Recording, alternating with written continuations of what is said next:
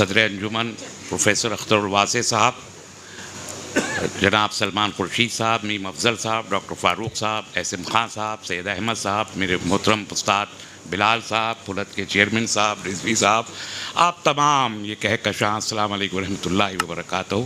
میں بڑا خوش نصیب محسوس کر رہا ہوں کہ علم و ادب کی اتنی عظیم الشان درخشاں تابناک قیادت کے درمیان آج یہ ذرہ تہ خاک بھی یہاں موجود ہے، اور اس کے لیے ماجد دیوبندی صاحب کا بے حد شکر گزار ہوں، جن کی چھٹی تصنیف کا کہ آج یہ رسم رونمائی اور اجرا وقوع پذیر ہوا ہے، اور یقیناً یہ آدھا درجن کتاب ہو گئی ہے، تو درجن والی فہرست میں تو ماجد بھائی آ ہی گئے آج۔ آپ ماشاءاللہ آپ کو بہت مبارک ہو۔ میں صرف اتنا عرض کرنا چاہتا ہوں کہ فی زمانہ جس کے ہاتھ میں قلم ہے اور جس کے منہ میں زبان ہے اور وہ ان کا جائز استعمال کر رہا ہے، تو آج کل ایک بڑا متنازع لفظ ہے مجاہدہ، جہاد۔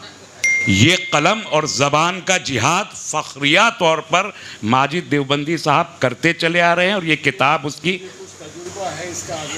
ماشاءاللہ دیکھیے تجربے کر لو۔ آپ کو تو کس چیز کا تجربہ نہیں ہے سلمان صاحب، میں تو وہی عرض کر رہا ہوں، اتنے تجربہ۔ اور لوگ کہتے ہیں قیادت نہیں ہے مسلمانوں کے پاس۔ مجھے ذرا بتائیے دل پہ ہاتھ رکھ کے ایمان سے کہ جو اسٹیج آپ کے سامنے سجا ہے، کیا آپ اسے قیادت نہیں کہہ سکتے؟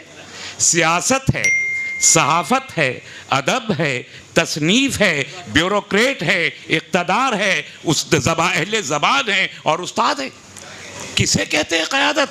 اگر آپ اسے قیادت ماننے کو تیار نہیں ہے تو پھر ہمارا مسئلہ ہے، ہمارا یہ امت کا مسئلہ ہے۔ بہرحال ہمارے زمانے کے ایک شاعر نے ایک مصرع کہا تھا کہ جو زبان ملی تو کٹی ہوئی، جو قلم ملا تو بکا ہوا۔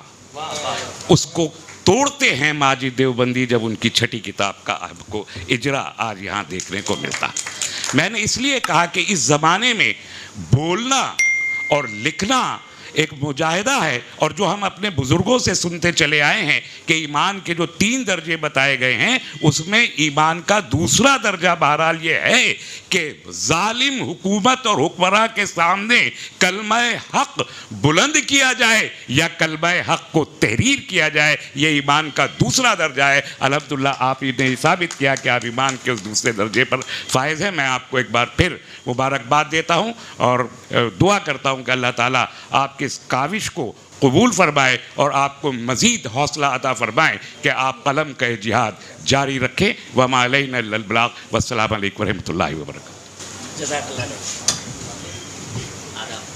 ڈاکٹر تسلیم رحمانی صاحب